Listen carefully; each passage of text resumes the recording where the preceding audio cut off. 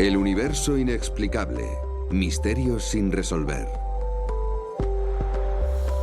Misterios del origen de la vida en el universo.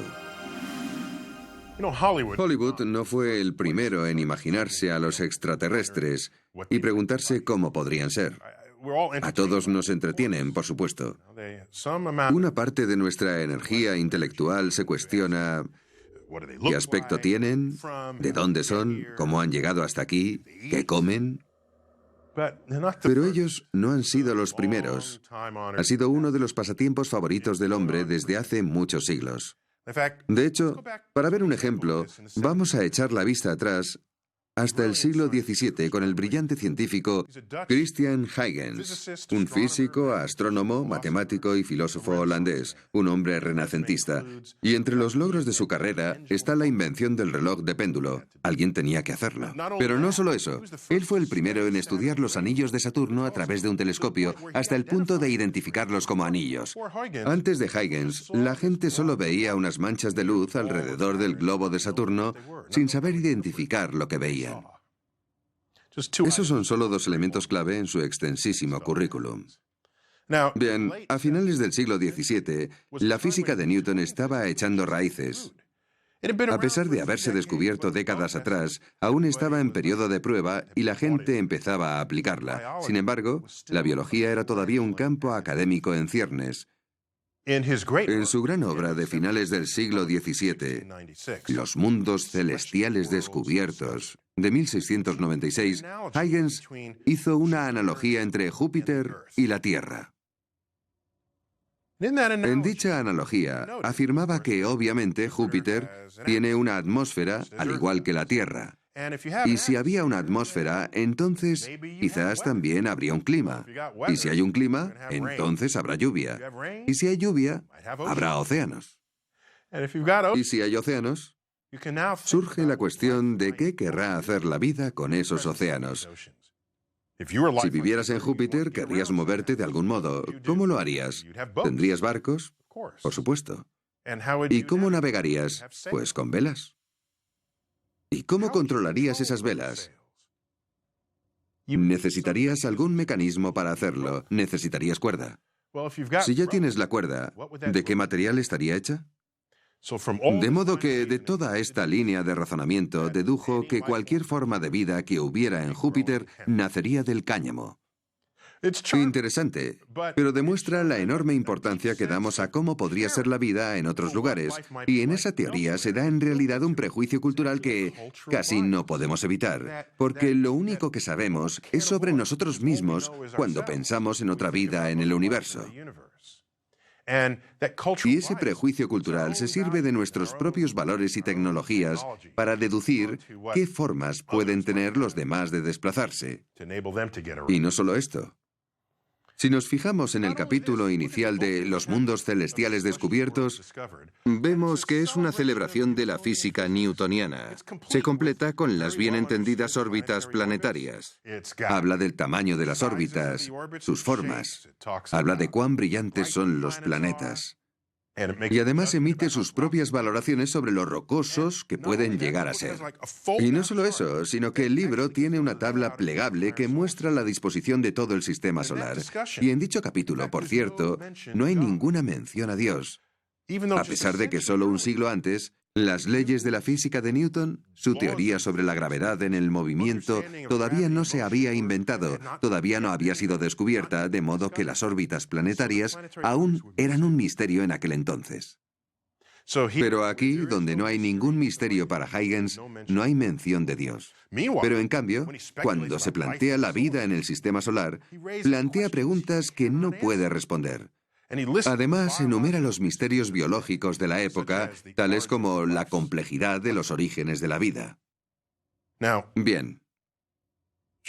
Algo está claro, y es que la física del siglo XVII estaba más avanzada que la biología del siglo XVII, y por eso Huygens solo invoca la mano de Dios cuando el misterio prevalece. Supongo que nadie negará que hay algo más de artificio, algo más de milagro en la producción y crecimiento de las plantas y animales que en montones de cuerpos inanimados. por el dedo de Dios y la sabiduría de la divina providencia, es por ello mucho más claro manifestado que en los otros. Creo que la lección aquí es que sí. Siempre vamos a enfrentarnos a misterios. Siempre. En este caso en particular, se imagina cómo sería la vida en otros lugares, le gustaba mucho viajar. ¿Y cuál era la manera de viajar por el mundo en el siglo XVII? Recorrer grandes distancias en un barco, un velero. Así que se imaginaba a los extraterrestres en sus barquitos de vela. Hoy en día, ¿cómo nos imaginamos a los alienígenas? Ya no vienen navegando, sino en sus naves espaciales, porque hoy tenemos naves espaciales. Lo que nos lleva a preguntarnos si dentro de unos siglos, con los nuevos aspectos de nuestra cultura y nuestra civilización, estaremos aplicando esas novedades al transporte de los extraterrestres del futuro. Orígenes. La pregunta más difícil que se puede plantear en una investigación científica es ¿cuál es el origen de una cosa? Y es un reto, se involucre o no la vida en dicha cuestión. Y es por una razón obvia. Prácticamente todo lo que hemos estudiado en la vida ya existía. Así que se puede estudiar su pasado y observar su presente. Y tal vez extrapolarlo a su futuro. De ese modo, se construye una línea de tiempo de su vida.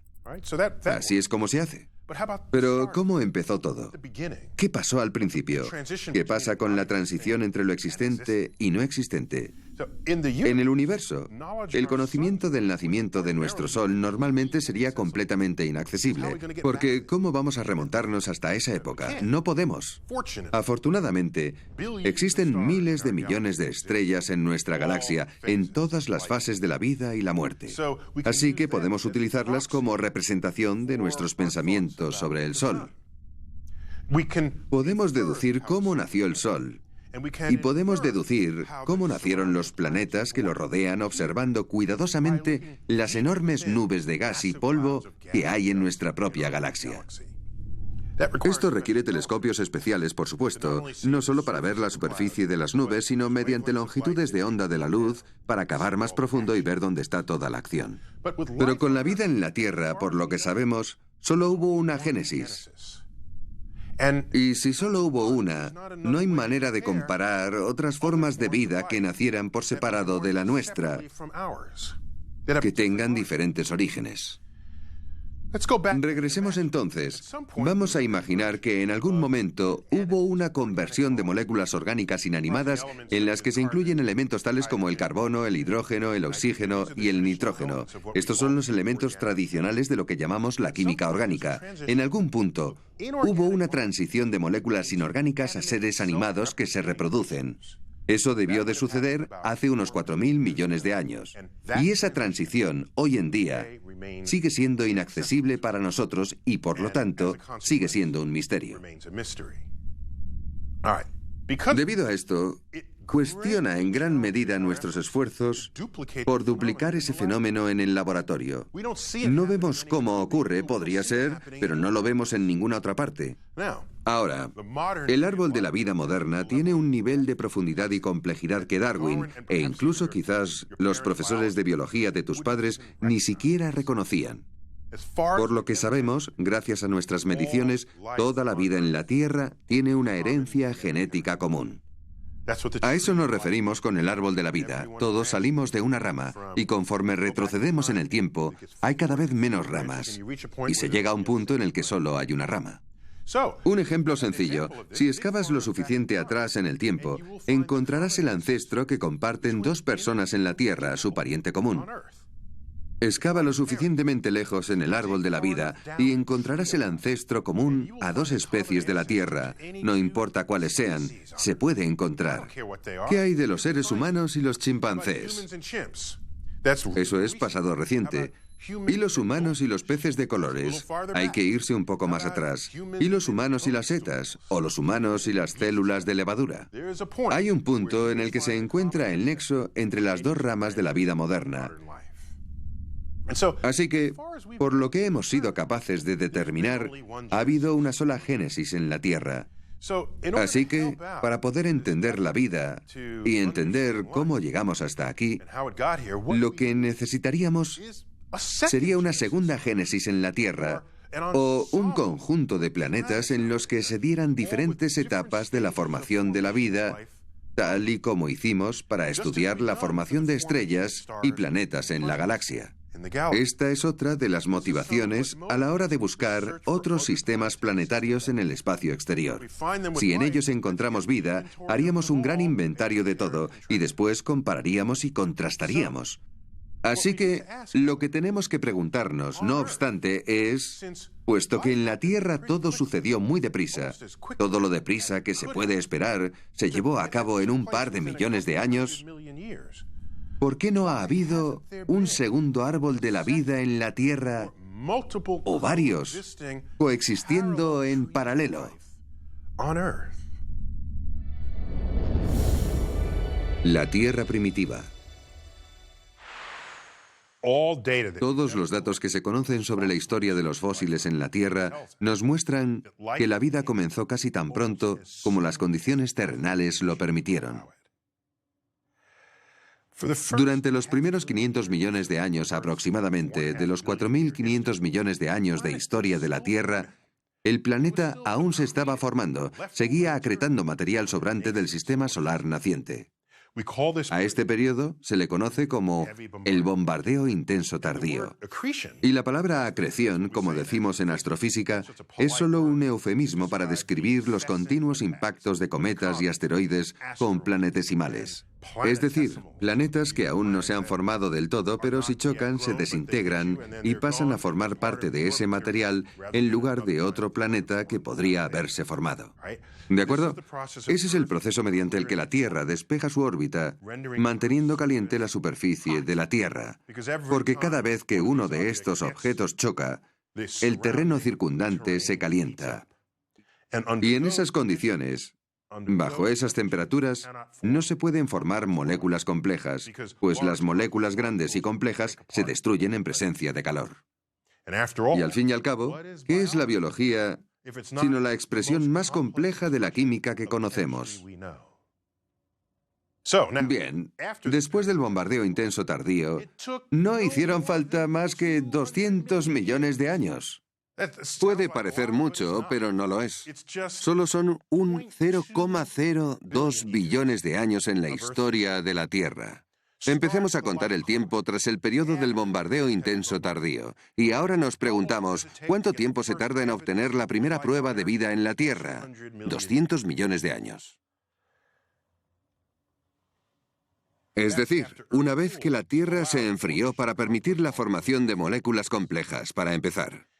Así que me veo tentado a preguntarme si la vida se formó tan rápido en esa época, prácticamente tan pronto como era posible, entonces, ¿por qué no se sigue formando vida en esta tierra fértil recién nacida?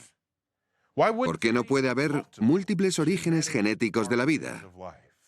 ¿Por qué no hay múltiples árboles de la vida coexistiendo, formándose, muriendo y volviendo a formarse? 4.000 millones de años es mucho tiempo.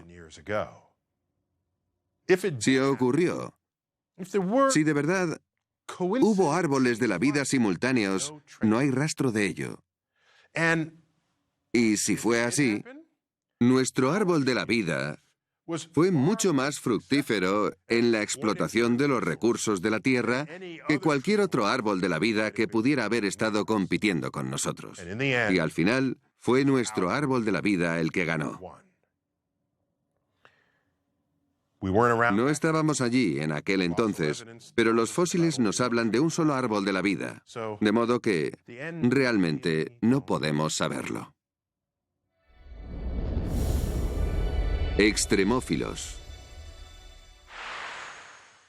Una de las ramas del árbol de la vida que se ha establecido hace solo un par de décadas es la comunidad de organismos conocidos como extremófilos.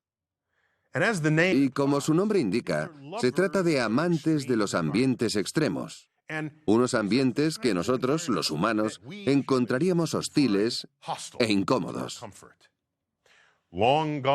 Lejos queda la época en que nos imaginábamos que toda vida en la Tierra requería de un lugar cálido, a temperatura ambiente, para poder evolucionar.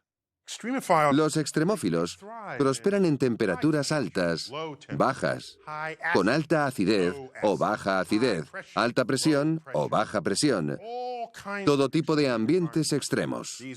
Estos organismos pueden con todo. Les va bien. Teniendo eso en cuenta, vamos a considerar que las recientes simulaciones por ordenador de impactos asteroides en la superficie de los planetas nos revelan que las rocas circundantes pueden ser lanzadas al espacio evitando la fuerza gravitacional del planeta donde fueron halladas. Ese es un hecho interesante. Nos quedamos con ese hecho también. Bien. Tenemos la existencia de microbios extremos. Los microbios que pueden prosperar en ambientes extremos. También tenemos rocas que pueden lanzarse al espacio interplanetario, lo que les permitiría algún día aterrizar en otros planetas con el tiempo debido. Los cálculos muestran que, por ejemplo, rocas de Marte han llegado hasta la Tierra, rocas de la Tierra han ido a parar a la Luna y a Marte, y así sucesivamente por todo el sistema solar. Ahora, hay pruebas que demuestran que hubo agua líquida en el Marte primitivo. Pruebas verídicas. Pero Marte está completamente seco hoy. Pero miremos las características de su superficie. Hay cauces secos que serpentean. Y hay llanuras aluviales y lechos de lagos. Todo completamente seco hoy. Seco como una pasa. Algo malo sucede en Marte. No sabemos qué, pero algo malo. En su día, sin embargo, suponemos que Marte fue todo un oasis. Por lo tanto, puede ser cierto que Marte fue húmedo y fértil mucho antes de lo que lo fue la Tierra. De ser así, quizás cabe la posibilidad de que hubiera bacterias polizones en Marte, escondiéndose en los rincones y grietas de las rocas que salieron disparadas al espacio.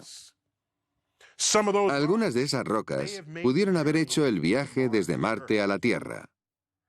Supongamos que tenía una gran diversidad de microbios, microbios de los que les gustan los entornos cálidos, así como microbios que pueden prosperar en condiciones adversas.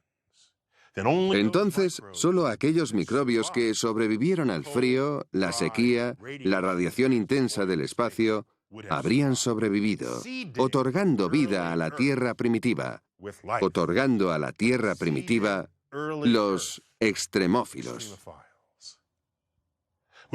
Esto se conoce como panspermia. Y ello implica, si es cierto, que toda la vida de la Tierra desciende de los marcianos. Iralidad de la vida. Todo esto nos lleva a un par de preguntas interesantes, en mi opinión. Supongamos que encontramos vida en Marte y se basa en un ADN. Podrían darse dos posibilidades. O bien que la vida allí tenga ADN en común con la vida en la Tierra. Esa es la prueba irrefutable de que somos descendientes de los marcianos. Pero supongamos que tiene ADN y no hay un código genético en común. Eso nos revelaría que el ADN puede ser una molécula fundamental de la vida. Y si quisiéramos encontrar vida en cualquier otro sitio, tendría que ser basándonos en el ADN. Su ADN no tendría nada en común con el nuestro, puesto que no han evolucionado conjuntamente aquí. Así que, lo que sería más interesante, creo yo, sería ir a Marte y descubrir que hay vida, pero que esa vida ni siquiera está basada en el ADN. Ese sería un resultado mucho más interesante para mí, puesto que nos revelaría otra manera que tuvo la naturaleza de crear vida. Y nos diría que la vida, de hecho, no requiere de ADN. Encontró otra manera de codificar la identidad, de averiguar cómo hacer que una criatura sea diferente a otra. Si tenemos todo esto en cuenta y cavamos más profundo, lo que encontramos es que la vida en la Tierra no es sencilla. ¿Se basa en el ADN o no? Por supuesto que sí. Pero hay otro aspecto que también es cierto, del que casi nunca se habla, y es el hecho de que las moléculas complejas, casi todas ellas, tienen una especie de mano dominante. No son la misma a un lado del espejo y al otro, y sin embargo, son químicamente idénticas. Como ejemplo, si coges un guante de la mano izquierda, y lo miramos a través de un espejo, ese guante en el espejo será un guante de la mano derecha, y viceversa. Por lo tanto, es posible tener un producto químico que es idéntico a otro producto químico en la teoría. Pero si lo estudiamos bien, veremos que es diferente en el espejo a lo que tú ves a este lado del espejo. Un ejemplo muy famoso, mi ejemplo favorito, es el de la molécula que da el sabor que obtenemos de la hierbabuena. Si escribimos la fórmula, es idéntica a la del sabor del comino, mismo número de átomos en la misma secuencia. Pero uno de ellos tiene la orientación de la mano izquierda y el otro, el de la diestra, y nuestras papilas gustativas distinguen los dos sabores. Y, por supuesto, el sabor de la hierbabuena y el comino no tiene nada que ver. No hay relación entre uno y el otro. Sin embargo, es la misma molécula. Resulta que la vida es abrumadoramente zurda. Las moléculas orgánicas están en los meteoritos, porque de hecho las moléculas orgánicas se pueden formar en el espacio interestelar, en el espacio intergaláctico y en el espacio interplanetario. Estas moléculas son perceptibles por todo el universo. Cuando encontramos moléculas orgánicas en los meteoritos y nos preguntamos cuántas de ellas serán zurdas y cuántas de ellas diestras, la respuesta es 50-50. Sin embargo, esas mismas moléculas, cuando nos fijamos en ellas en la vida en la Tierra y nos inclinamos por las que son zurdas o diestras, el 100% de ellas serán zurdas. Lo cual te hace plantearte, ¿habrá otro planeta ahí fuera como el nuestro, salvo porque allí sus moléculas son diestras? Es una pregunta muy interesante. ¿O por qué no hay un ecosistema coexistente en la Tierra en el que se desarrolle este régimen diestro? Entonces podemos preguntarnos, porque aún no está bien estudiado, podemos cuestionarnos, ¿hay algún tipo de ventaja de una mano sobre la otra, una ventaja inherente, ya sea en la búsqueda de fuentes, o tal vez dos formas de vida? Si una no interactúa con la otra, podría ser que no se puede derivar el alimento de la vida con la mano derecha frente a la vida con la mano izquierda. Ese sería un planeta interesante en el que vivir. Tendrías que saber de antemano cuál es tu presa. ¿Es zurda o diestra en su construcción molecular? Es una película de ciencia ficción que aún no se ha filmado, o un libro que espera a ser escrito. Yo desde luego lo compraría. La inteligencia. Tengo otra pregunta. ¿Cuán inteligentes son los seres humanos? Es curioso porque somos nosotros los que daremos esa respuesta. Y así, si definimos lo que significa ser inteligente, entonces, ¿cómo de preciso será a escala cósmica? Cuando buscamos vida inteligente en el universo, tratamos de establecer unos criterios por los que juzgar si la civilización es o no inteligente. Y somos tan atrevidos que incluso pensamos que estaríamos en posición de comunicarnos de manera significativa con las especies vivas de otro planeta. ¿Por qué digo esto? Porque no podemos, ni siquiera podemos comunicarnos de manera significativa y profunda con cualquier otra especie de la vida en la Tierra. Y los otros seres de la Tierra son criaturas con las que compartimos ADN. Lo que quiero decir es que, a pesar de que pienses que puedes hablar con tu perro, no son conversaciones profundas. No son el tipo de conversación que te imaginas teniendo con un extraterrestre. Por eso, me cuestiono nuestra audacia al decir que somos inteligentes. Podríamos mantener una conversación con cualquier otra especie inteligente. Eso es ser un poco atrevido, arrogante, de hecho. Vamos a profundizar en esto. Vamos a explorar qué significa. Vamos a comparar la inteligencia humana, como la definimos, con la de un chimpancé, utilizando nuestras propias definiciones. Nuestro ADN es casi idéntico al del chimpancé. La diferencia es insignificante. La diferencia entre el ADN de un chimpancé y los seres humanos es menos del 1%. Por cierto, esta comparación sería válida con cualquier otro animal. De acuerdo, pero resulta más esclarecedor si nos comparamos con los chimpancés. Podría hacer la misma comparación con los perros, pero prefiero hacerlo con chimpancés porque son el pariente más cercano. Así que solo hay un 1% de diferencia entre nosotros. Y si lo pensamos, ¿qué gran diferencia puede marcar ese 1%? Escribimos poesía, tenemos la filosofía, tenemos la tecnología, tenemos la 9ª sinfonía de Beethoven, hemos descubierto la física cuántica, hemos construido el telescopio espacial Hubble. Pero, ¿qué pueden hacer los chimpancés más inteligentes? Básicamente lo mismo que un niño humano. Incluso se les da bien algún lenguaje de signos rudimentario. Tal vez sean capaces de apilar cajas para llegar hasta un plátano o algún otro objeto de interés. Los niños también pueden hacer eso. Sin embargo, ese es el comportamiento de los chimpancés más inteligentes. Una vez más, estamos definiendo lo que consideramos ser inteligente. Ahora, imagina si quieres una especie de vida, una especie alienígena tal vez. Seguramente su inteligencia genética sea un 1% superior a la nuestra. Así como nuestra inteligencia es un 1% genéticamente superior a la del chimpancé.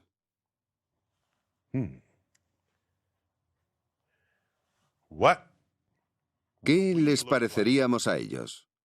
Sinceramente, creo que nos vería como idiotas con babas. ¿Es así? De darse el caso, entonces, el más inteligente de los humanos sería capaz de hacer lo mismo que sus niños. Imagínate sus investigaciones de los humanos, analizando a Stephen Hawking y comentando, mira, sabe hacer cálculos de astrofísica de cabeza, lo mismo que nuestro pequeño Timmy en preescolar. Probablemente es lo que dirían sobre nosotros porque eso es lo que decimos nosotros acerca de los chimpancés. Podemos seguir por ahí. Imagina a sus niños en edad preescolar. Traerían a casa sus óperas recién compuestas para colocarlas en la puerta de la nevera, y nosotros, en cambio, ¿qué traemos a casa? Collage hechos de pasta. Sus preescolares llevarán a casa derivaciones de cálculo en lugar de dibujos pintados con los dedos. ¿Nos considerarían inteligentes esas especies? ¿Nos esclavizarían y nos meterían en un zoológico? ¿Nos daríamos cuenta siquiera si lo hicieran?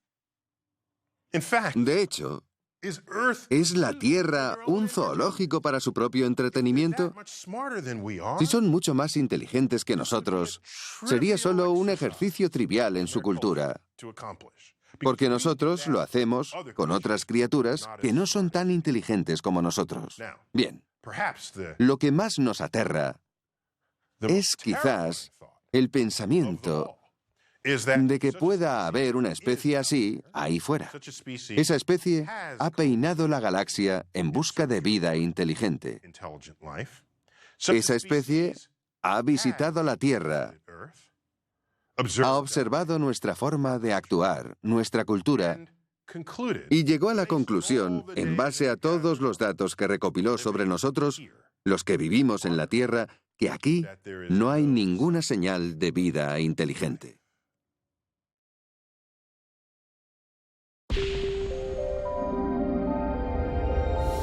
El universo inexplicable. Misterios sin resolver.